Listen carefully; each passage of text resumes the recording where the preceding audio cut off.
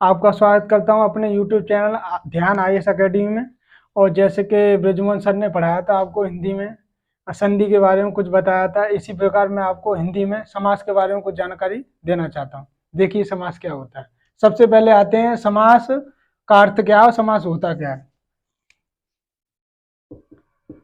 समास का अर्थ होता है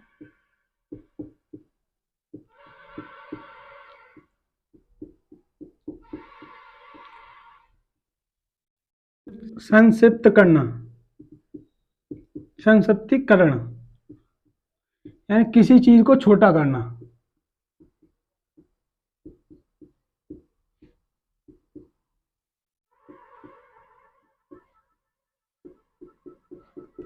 और किसी चीज को छोटा कैसे करेंगे, जैसे फॉर एग्जांपल लेते हैं, जैसे हमने लिया रसोई के लिए घर,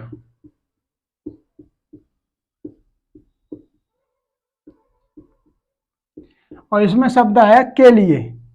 यहां देखिए के लिए इसे ये बोलते हैं संक्षिप्तीकरण। और जो बचा यानी रसोई और घर, इसे उतार लो, यही है समास। अब समास की परिभाषा देखते हैं।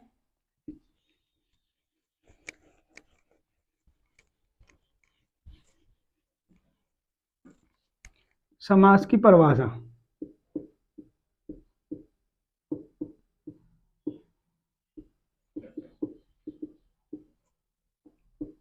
समास दो शब्दों से मिलकर बना एक अर्थपूर्ण शब्द है। देखिए समास दो शब्दों से मिलकर बना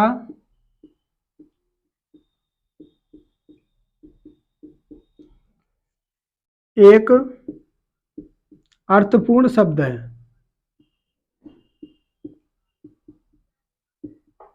जैसे फॉर एग्जांपल लेते हैं चंद्रमुख, दो शब्दों से मिलकर ही तो बना है चंद्रमुख, तो इसकी तो परिभाषा हो गई। अब इसके आगे देखते हैं इसके कितने प्रकार हैं और प्रधानता के आधार पर कितने प्रकार हैं, देखते हैं चलो। समास, समास के प्रकार,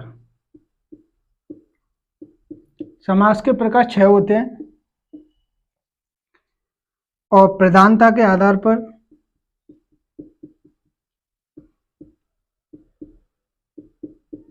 4 होते हैं, या ये पदों के आधार पर, पदों के प्रधानता के आधार पर भी बोल सकते हैं, एग्जाम में पूछे।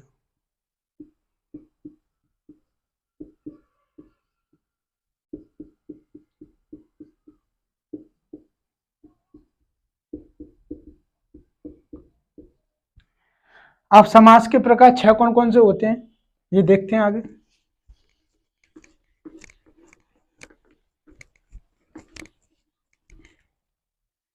पहला होता है अव्ययभाव,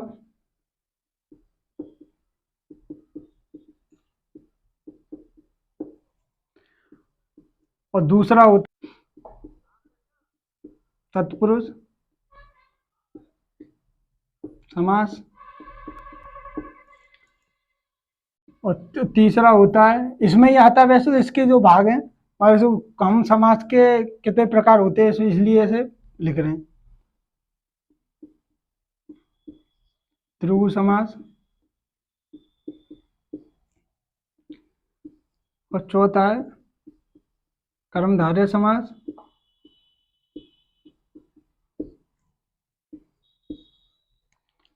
और पांचवा है द्वंद्व समास, और 6वां है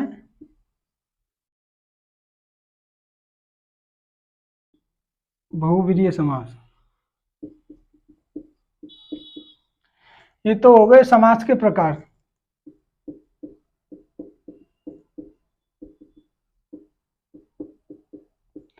अब इसके बाद हम देखते हैं प्रधानता के आधार पर कौन कौन से होते हैं।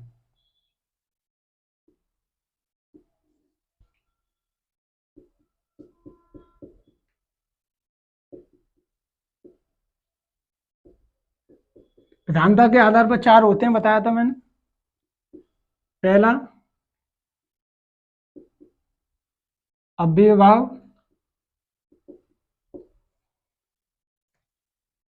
इसमें अव्ययभाव में होता है पूर्व पद प्रधान, और इसमें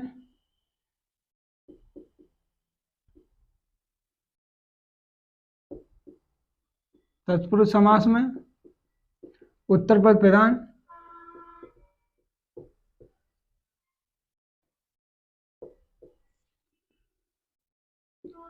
द्वंद्व समास, इसमें दोनों पद प्रधान होते हैं,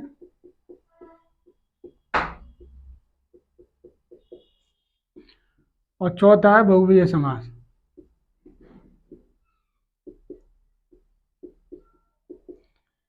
इसमें कोई पद प्रधान नहीं होता।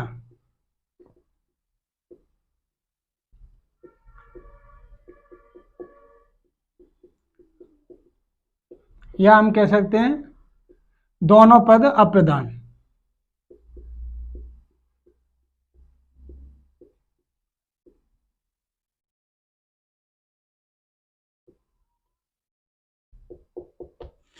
अब ये तो हो गए समास के प्रकार 6 और प्रधानता के आधार पर 4 हो गए। और इसके बाद में हम समासिक शब्द क्या होता है और समासिक या समास पद क्या होता है, इसके बारे में देखते हैं।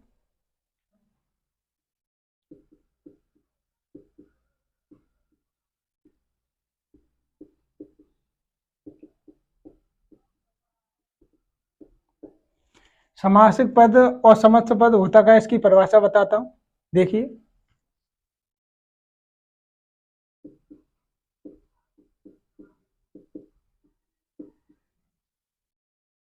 दो शब्दों के जोड़ने से मिलने वाले नए पद को समासिक पद या समस्त पद कहते हैं।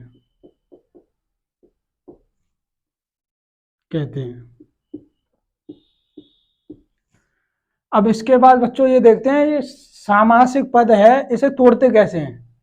अब तोड़ने का तरीका भी तो आना चाहिए कि समासिक शब्द तो देख लिया ये होता है, और अब इसके बाद देखते हैं तोड़ते कैसे हैं। तो समासिक शब्दों को तोड़ने के लिए पूर्व पद, पहला पूर्व पद, दूसरा उत्तर पद। पूर्व पद और उत्तर पद के बारे में जानना बहुत जरूरी है कि पूर्व पद क्या होता है, उत्तर पद क्या होता है। तो हम पूर्व पद और उत्तर पद के बारे में जानकारी देते हैं। तो पूर्व पद समासिक शब्द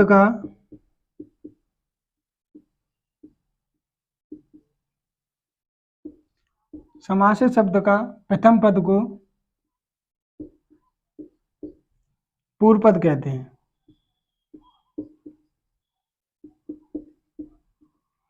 और उत्तर पद समासिक शब्द का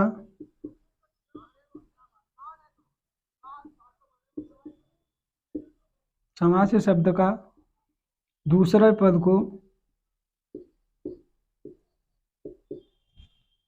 उत्तर पद कहते हैं।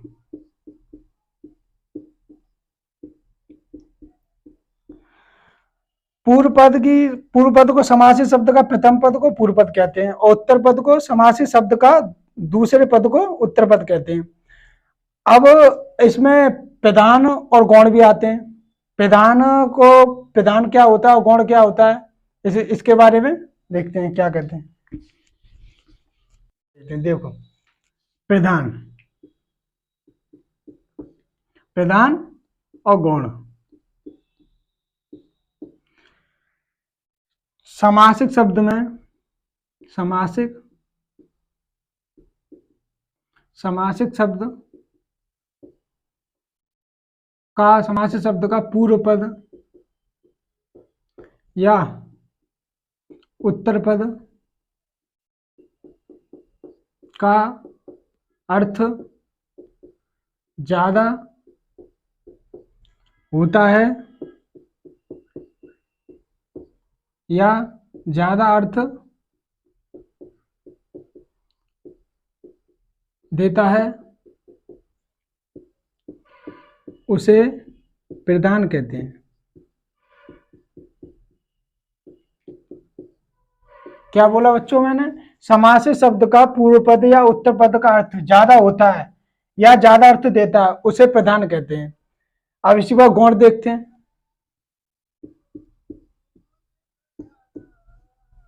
समासिक शब्द का पूर्व पद या उत्तर पद का अर्थ कम होता है, उसे गौण कहते हैं।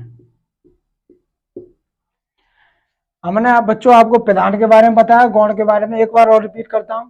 समासिक शब्द का पूर्व पद या उत्तर पद का अर्थ ज्यादा होता है या ज्यादा अर्थ देता है, उसे प्रधान कहते हैं। और इसी प्रकार गौण है, समासिक शब्द का पूर्व पद उत्तर पद का अर्थ कम होता है या कम देता है, उसे गौण कहते हैं। अब इसके बाद आगे चलते हैं। अब पूर्व पद है और उत्तर पद को, पूर्व पद को हम पहला पद भी कह सकते हैं। पूर्व पद को हम क्या कह सकते हैं? पहला पद। और उत्तर पद को हम दूसरा पद भी कह सकते हैं। जैसे फॉर एग्जांपल लेते हैं, चंद्रमुख ले लिया, तो चंद्रमुख ले लिया, इसमें पहला पद तो ये हो गया और दूसरा ये हो गया। तो समास में पद कितने होते हैं? समास में दो पद होते हैं। समास में पद कितने होते हैं?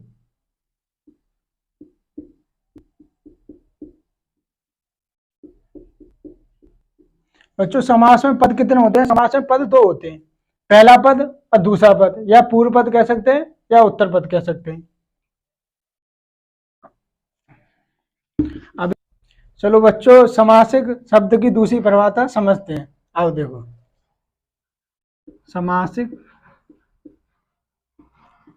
शब्द की दूसरी परिभाषा है।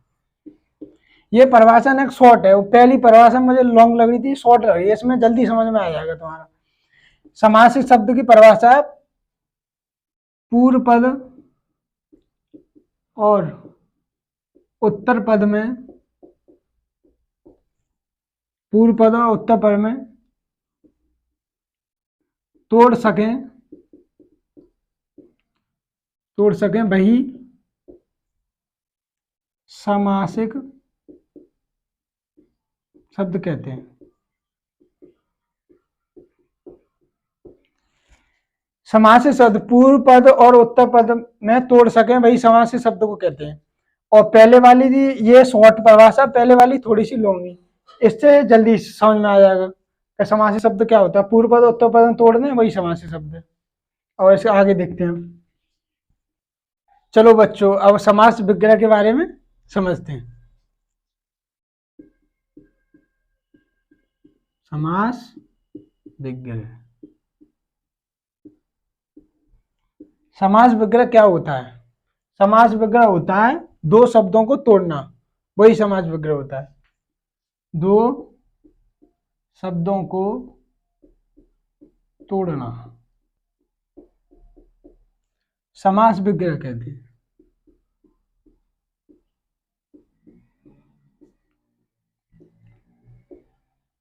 फॉर एग्जाम्पल देखते हैं। फॉर एग्जाम्पल इसका चतुर्भुज, चार, जिसकी चार भुजाएं, जिसकी चार भुजाएं हो। बच्चों मैंने बताया चतुर्भुज जिसकी चार भुजाएं हों। चार भुजाएं किसी को होती है? विष्णु जी, विष्णु। जिसकी चार भुजाएं हों विष्णु। अब इसके बाद ये कौन सा समास है? ये समास है बहुवीर्य समास। क्या बोलता है? मैंने पढ़ाया नहीं, आगे पढ़ाऊंगा। ये बहुवीर्य समास है। जो प्रधानता के आधार पर मैंने जो बताए थे ना, चार वेद बताए, उनमें ये लास्ट वाला, या समाज के वेद 6 होते हैं, उनमें लास्ट वाला बहुवीर्य समास ही है। बच्चों आज समाज के बारे में क्या क्या समझा और क्या क्या जाना, उसके बारे में एक बार और रिपीट कर देते हैं। देखो,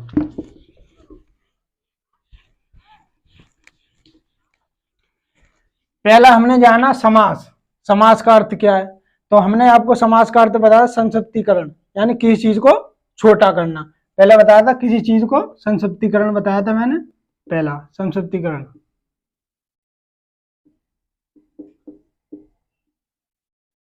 किसी चीज को छोटा करना, क्या होता है? किसी चीज को छोटा करना। जैसे मैंने एग्जाम्पल भी दिया था आपको, रसोई के लिए घर बताया था, रसोई के लिए घर।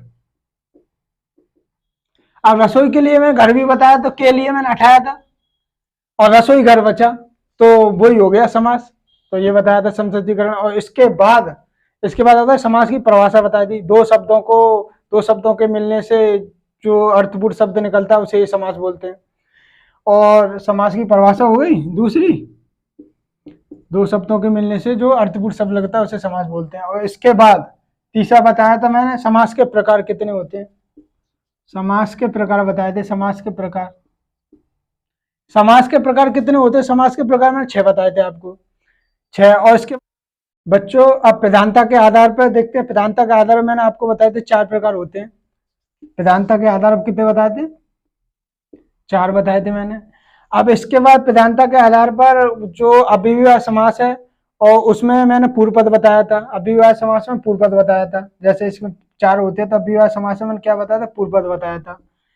और तत्पुरुष में मैंने बताया था आपको उत्तर पद, तत्पुरुष में उत्तर पद बताया था। और इसके बाद द्वंद्व समास में मैंने आपको दोनों पद प्रधान बताए थे।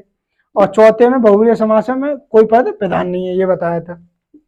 तीसरा क्या बताया था मैं? द्वंद्व समास, इसमें दोनों पद होते हैं प्रधान। और चौथे में क्या बताया था? बहुवीर्य में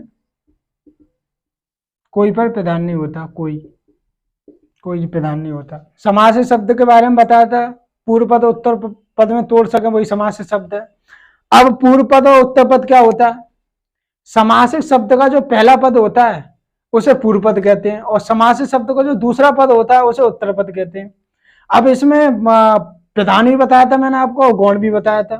प्रधान में क्या होता है? समासिक शब्द में जो ज्यादा अर्थ देता है ना, समासिक शब्द जो ज्यादा, उसे प्रधान कहते हैं पूर्व पद उत्तर पद में। और समासिक शब्द में जो कम अर्थ देता है पूर्व पद उत्तर पद में, उसे गौण कहते हैं। और इसके बाद मैंने एक और बताया था आपको, समास विग्रह। दो शब्दों को तोड़ना ही समास विग्रह होता है। बच्चों आज हमने समास के बारे में समझा, अगली कक्षा में और समझाएंगे समास के बारे में। और अपने कमेंट में बताना कैसी लगी ये कक्षा, और लाइक और सब्सक्राइब करना मत भूलिएगा।